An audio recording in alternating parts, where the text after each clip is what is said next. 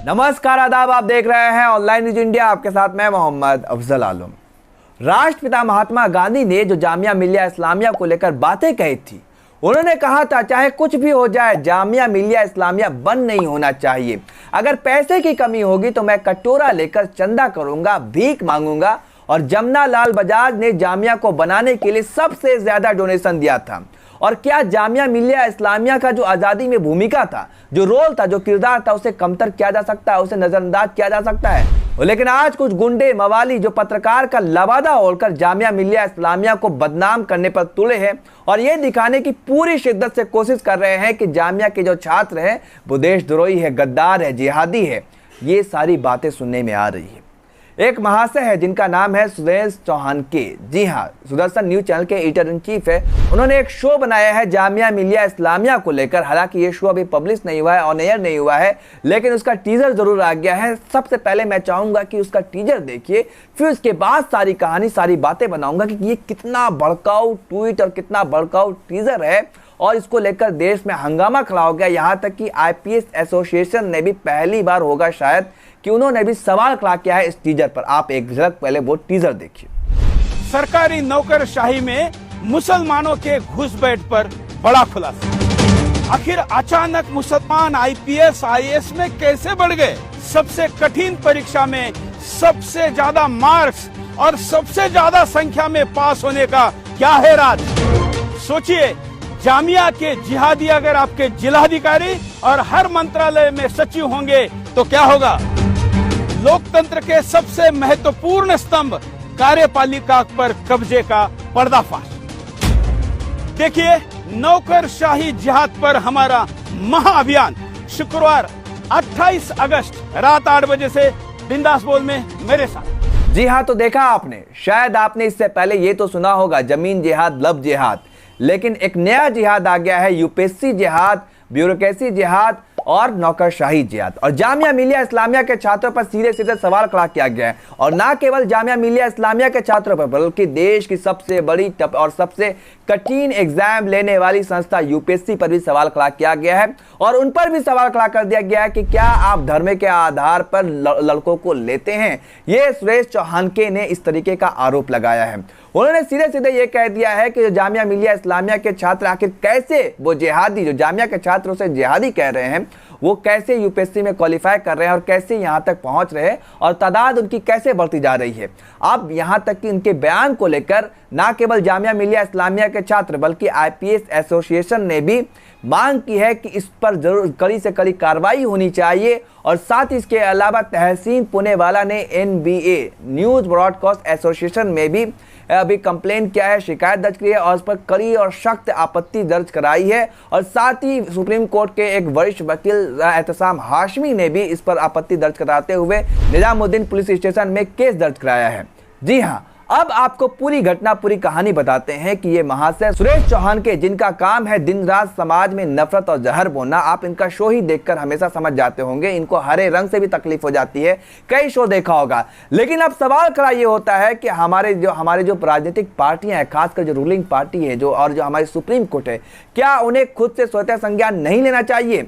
अगर प्रशांत भूषण एक ट्वीट कर देते हैं तो उस पर इतना बवाल मच जाता है, एक पीच गठित कर दी जाती है और उसे दोषी करार दे दिया जाता है। लेकिन ये व्यक्ति दिन रात बैठकर इस तरीके का काम कर रहा है और पत्रकार का लवादा ओढ़कर समाज में जहर बो रहा है, नफरत बो रहा है। क्या इन पर किस तरह का कार्रवाई होना चाहिए? ये सबसे बड़ा सवाल है। और जामिया मिलिया इस्लामिया, जिसने एक अहम भूमिका निभाई, अहम रोल निभाया देश की आज़ादी में, और जहाँ के छात्र देश के अलग अलग हिस्सों में नाम रोशन करते हैं। अब कुछ छात्र जो जामिया मिलिया इस्लामिया के छात्र हैं, उनके बारे में मैं बताता हूँ। जी हाँ, शाहरुख खान, जो बॉलीवुड के किंग खान कहे जाते हैं, वो भी जामिया मिलिया इस्लामिया के छात्र हैं। अंजना ओम कश्यप, आज तक की बड़ी पत्रकार, देश की जानी मानी पत्रकार, वो भी जामिया मिलिया इस्लामिया के छात्र हैं। बरखा दत्त, जिन्हें आप देखते होंगे, वो भी जामिया मिलिया इस्लामिया के छात्र हैं। और ऐसे कई छात्र हैं अनगिनत जो देश के अलग अलग हिस्सों में जामिया का नाम रोशन कर रहे हैं। और आपको बता दूं कि पिछले साल यूपीएससी में 40 छात्रों ने क्वालिफाई किया था यूपीएससी, और इस बार 30 छात्र जो जामिया का जो centre RCA residential coaching academy है, वहां से बच्चे निकलते हैं, यूपीएससी की तैयारी कराई जाती है और 30 बच्चे इस बार क्वालिफाई किए हैं। और उन्होंने सीधा सीधा जो जिहादी कहा है जामिया के छात्रों को, तो क्या जिहादी मुसलमान के अलावा नॉन मुस्लिम भी होते हैं? क्योंकि आरसीए में जो तैयारी करते हैं वो अल्पसंख्यक के अलावा अनुसूचित जाति और अनुसूचित जनजाति, उसके अलावा जो दलित पिछड़े समाज की जो महिलाएं हैं उन्हें भी जगह दी जाती है। इस बार ही देखिए कि ऑल इंडिया 39 रैंक लाने वाली जो एक महिला कैंडिडेट है यूपीएससी की, वो जामिया मिलिया इस्लामिया की। तो उनका नाम आप जान लीजिए कि उनका नाम क्या था। उनका नाम है रुचि बिंदल, जो 39 रैंक लाती है जामिया मिलिया इस्लामिया के आरसीए से पढ़ी हुई छात्रा रुचि बिंदल, जो यूपीएससी क्वालिफाई करती है। उन पर किस तरह के घिनौने आरोप लगाए जा रहे हैं, ये शख्स, ये महाशय किस तरह का आरोप लगा रहा है, ये जिहादी आखिर कैसे क्वालिफाई कर रहे हैं और जामिया मिलिया इस्लामिया के छात्र कैसे यूपीएससी क्वालिफाई कर रहे हैं और कैसे देश की सबसे बड़ी संस्था में जा रहे हैं और देश की सेवा करेंगे, देश की मान और शान को बढ़ाएंगे। लेकिन ये देखिए किस तरीके का उन पर कलर और धार्मिक पेंट दे रहे हैं, जिसको लेकर आईपीएस एसोसिएशन से लेकर के एनबीए तक में शिकायत दर्ज कराई गई है और सख्त ऐतराज जताया है। जामिया मिलिया इस्लामिया के छात्र भी काफी गुस्से में हैं और जो वहां की जो प्रोफेसर है उन लोगों ने भी नाराजगी जताई है इस तरह के शो को लेकर। जामिया मिलिया इस्लामिया इस साल सेंट्रल रैंकिंग में नंबर 1 पर आया है। जो देश की अलग अलग यूनिवर्सिटी उसमें नंबर 1 पर है जामिया मिलिया इस्लामिया।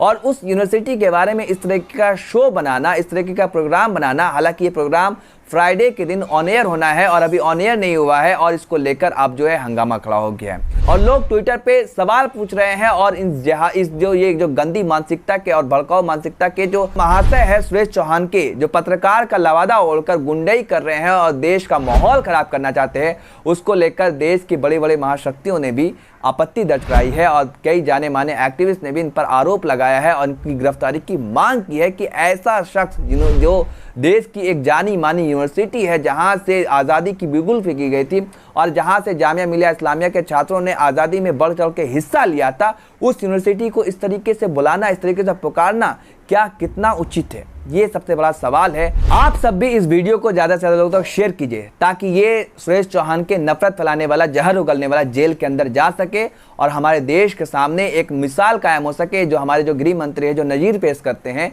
अब देखना यही है कि क्या सुरेश चौहान के पर कोई एक्शन लिया जाता है। यहाँ तक कि आईपीएस एसोसिएशन ने भी मांग किया है और ये कहा कि ये वाहियात जो शो है इस पर जल्द से जल्द रोक लगना चाहिए। एनबीए में भी शिकायत की गई है। बस आप सब भी इस वीडियो को ज़्यादा से ज़्यादा लोगों तक शेयर कीजिए ताकि ये शख्स जेल के अंदर जा सके और इनके शो पर रोक लग सके। धन्यवाद।